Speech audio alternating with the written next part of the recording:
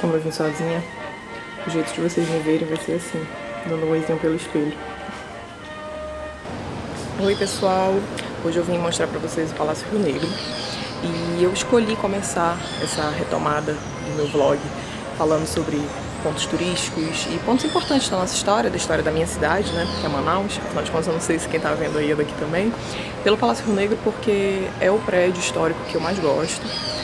Eu acho ele lindíssimo, eu acho que ele tem um peso muito grande para nossa história, principalmente por ter sido sede do governo durante tanto tempo, mas também porque eu acredito que a maioria das pessoas não sabe que ele é um ponto turístico, ele é um espaço cultural, acontecem exposições aqui, você pode vir visitar como eu estou fazendo hoje é uma quarta-feira, vim aqui depois do almoço, cheguei por volta das 2 da tarde, e eu acho importante a gente saber que aqui dentro do centro você pode casar com um almoço, uma visita, ou resolver alguma situação aqui no centro, casar com uma visita num espaço como esse.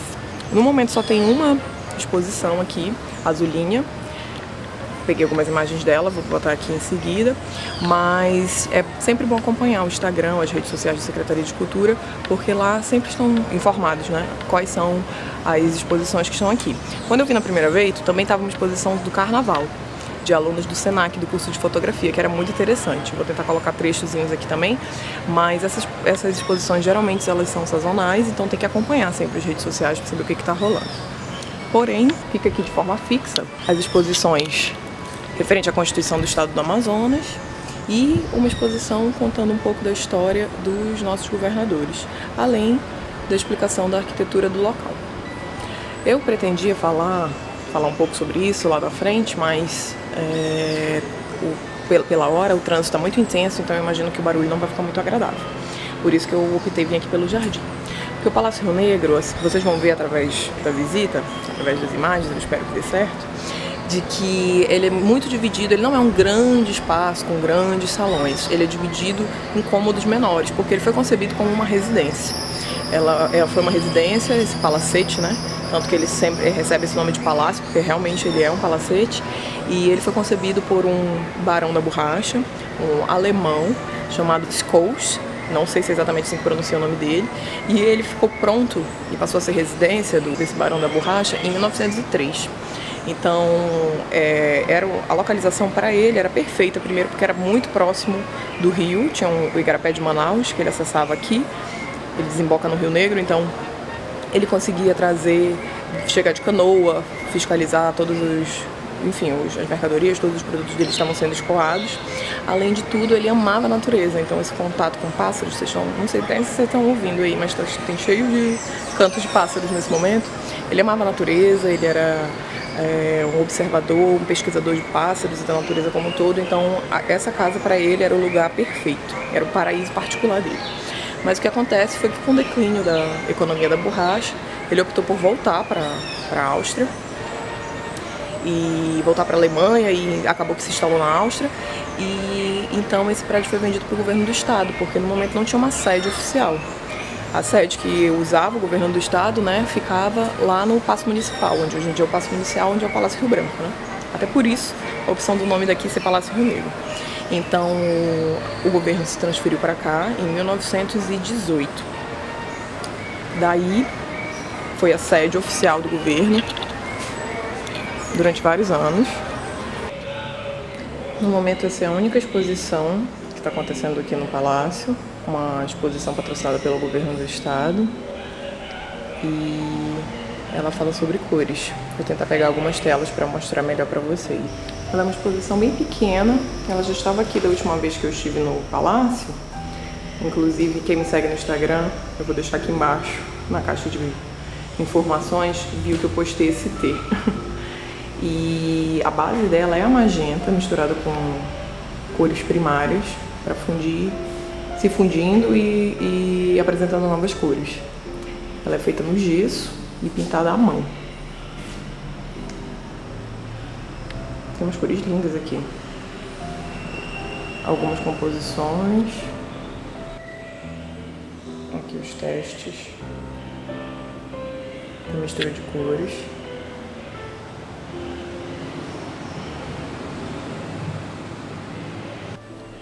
E como o palácio no momento que ele está iluminado com luz natural, né? É cedo ainda, agora são 3 horas da tarde. Cada uma dos lados, cada uma das paredes da exposição fica com uma tonalidade diferente.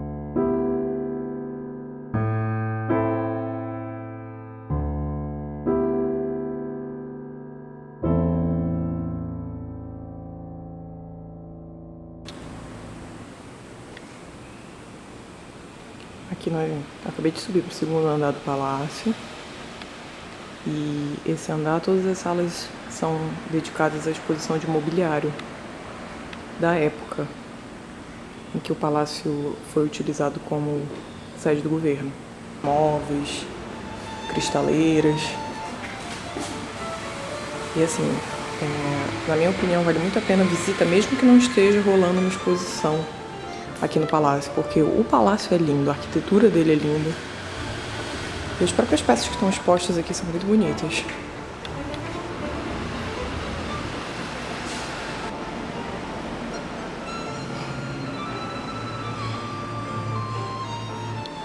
Essa sala aqui se chama Sala Governador Eduardo Ribeiro e ela era o gabinete do governador do estado. Eu não consigo entrar nela porque tem uma corrente aqui isolando, aquelas correntes de proteção, não sei porquê. Mas até que daqui dá pra ter uma visão bem ampla, onde atrás a bandeira do estado, a bandeira do Brasil e a mesa onde seria o gabinete do governador e mais uma mesa de reuniões. E para quem ainda não conhecia, esse é o famoso Eduardo Ribeiro. Apesar de ser maranhense, importantíssimo político amazonense, quiçá o político mais importante do Amazonas. Pois é, como eu estava comentando, Eduardo Ribeiro foi um político importantíssimo para o nosso estado e apesar disso ele nunca se tornou governador, nunca foi responsável pelo estado do Amazonas de forma direta. Ele foi governador interino durante um ano. Depois ele foi segundo vice-governador e quando ele foi governador mesmo, ele foi através de uma eleição indireta. Mas, apesar disso, ele é responsável pela modernização de Manaus e do Amazonas como um todo e, inclusive, é responsável pela construção do Teatro Amazonas. Existe aqui na nossa cidade, aqui no Centro Histórico também, o Museu Casa Eduardo Ribeiro. Eu não conheço esse museu ainda, mas vou tentar me informar melhor e, quem sabe, fica para um próximo vlog. E essa lista aqui, com todas as pessoas que governaram o estado do Amazonas de 1889 a 2017. Se você prestar atenção nos nomes, você vai ver que não reconhece quase ninguém. É porque, na verdade, não são governadores eleitos. São personalidades que governaram em caráter interino, sendo vice-governador, deputado, desembargador.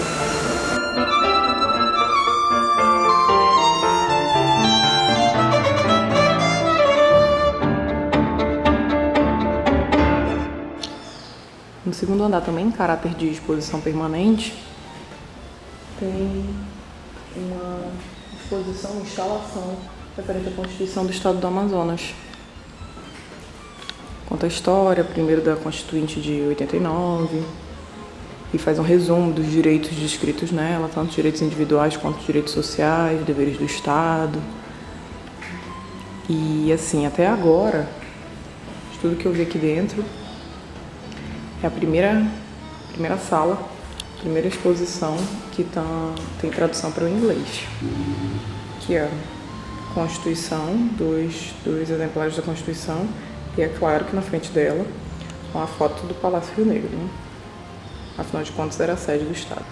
que, para quem nunca teve a chance de ver, esse é o Karl Scholz, acredito que assim pronuncia, o alemão responsável pela construção desse palácio. Porque, como eu disse no início do vídeo, o palácio foi construído como uma residência.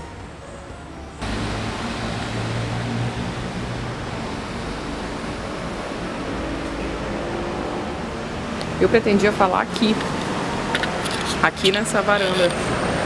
Então, resumindo a história, explicar pra vocês por que eu decidi falar sobre o Palácio Rio Negro, por que eu considero ele uma das obras públicas mais bonitas do nosso estado, pelo menos das que eu conheço, mas vou mudar para os jardins por dois motivos. Primeiro, pelo barulho da rua, né? A gente está aqui numa via principal e hoje é uma quarta-feira, então tem fluxo de carro, fluxo de ônibus.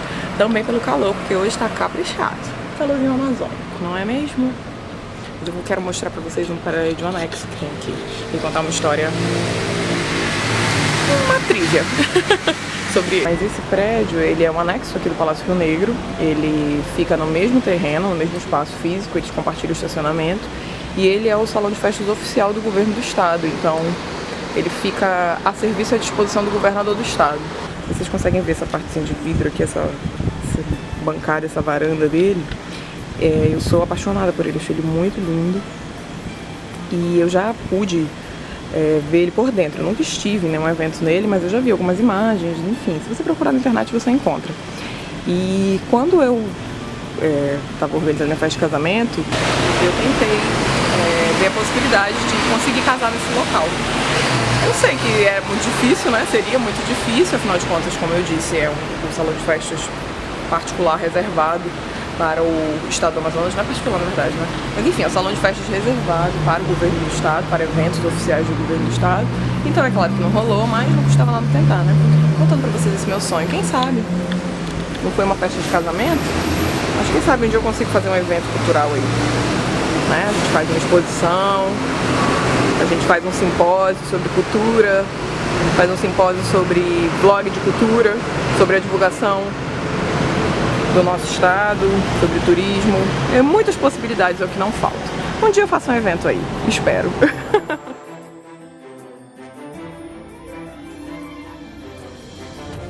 O palácio ainda conta com um terceiro andar, que pode ser acessado por essa escada, mas todas as vezes que eu visitei ela está fechada, então ela realmente não é aberta para visitação e para turista. E também lá em cima não é exatamente um terceiro andar, né? Como vocês podem ver, tem uma claraboia logo aqui. Eu imagino que ele deva dar para uma varandinha, uma sacada, algo assim. Vamos então passar agora para minha parte preferida, que é o jardim. Ó, todo o piso ele é padrão. Não é como outros prédios públicos ou prédios históricos aqui do Amazonas, que cada sala tem um trabalho diferente no piso. Aqui ele é todo padronizado. Uma crítica, eu ia deixar para falar isso depois, talvez lá fora, mas vou falar agora para aproveitar para dar um exemplo que eu tenho, é que além daquela dúvida que eu fiquei sobre os móveis, né, o mobiliário, não ficar claro se ele é ou não é de época. Na verdade, assim, que é de época a gente imagina que sim, né, mas se ele realmente foi usado aqui no palácio, eu imagino que não, porque se fosse, ele seria mencionado. Esse quadro, por exemplo, ficam alguns quadros aqui que aí diz autor não identificado, e a descrição geralmente é uma descrição simplesmente do que a gente está vendo no quadro. Não conta uma história, não diz como ele foi adquirido pelo governo do estado, não diz quem doou, se foi uma doação. Eu acho que assim falta deixar um pouco mais claro as origens das peças que estão aqui. Esse aqui, por exemplo, que eu estou mostrando para vocês agora, se chama Escada da Matriz. E eu achei muito bonito. Eu não tinha reparado nele das outras vezes que eu vim aqui. E esse aqui tá com crédito. Urdopila Sanches é o nome do pintor.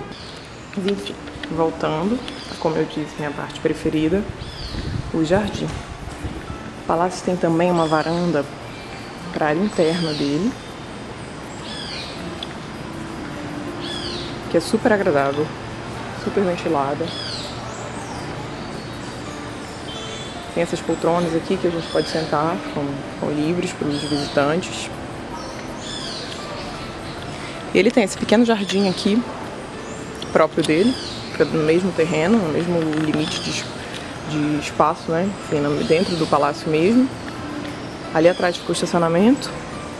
Tem o estacionamento na frente, tem aqui atrás. Geralmente quando não tá tendo evento no prédio cor-de-rosa, no anexo, como eu mostrei pra vocês, só esse estacionamento aqui que fica aberto. Mas ele é acessado da mesma forma. Você vem aqui pela lateral. Entra pela frente, pela 7 de setembro. Vem aqui pela lateral e acessa esse estacionamento. Hoje, como o salão está sendo utilizado, eu fui convidada a estacionar lá na frente mesmo. E também, assim, esse jardim ele fica tão bonito porque ele é colado ao Parque Jefferson Pérez. Eu vou fazer um take na saída de uma imagem aérea do palácio na década de 20.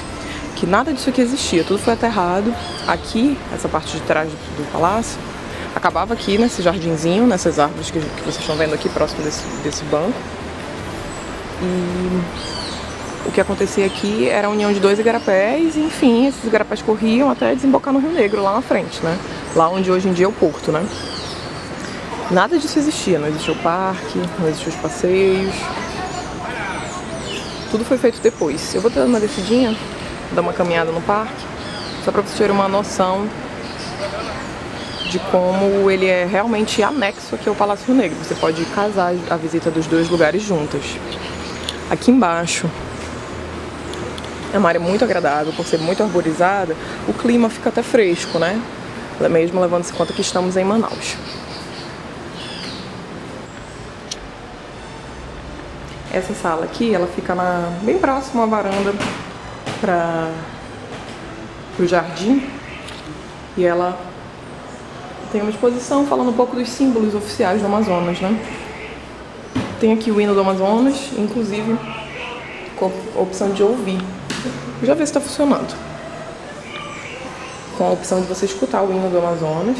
Tem aqui a letra do hino. Aí falando um pouco dos símbolos do Estado, né? A bandeira, o brasão de armas, a ordem do mérito do Estado do Amazonas e, né, a nossa bandeira. Então, em 1918, quando o Schultz voltou para a Europa, ele inicialmente alugou o palácio para o governo do estado e depois ele vendeu e daí passou a ser a sede oficial e residência oficial do governador. E os governadores continuaram morando aqui até 1959. Inclusive o último governador que fez do Palácio Rio Negro residência oficial foi Gilberto Mestrino.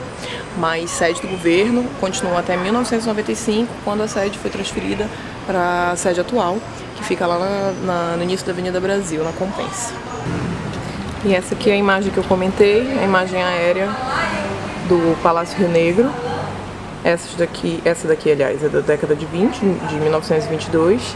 E essa aqui, uma fotografia também aérea de 2005, período em que foi iniciadas as obras do Parque Jefferson Pérez.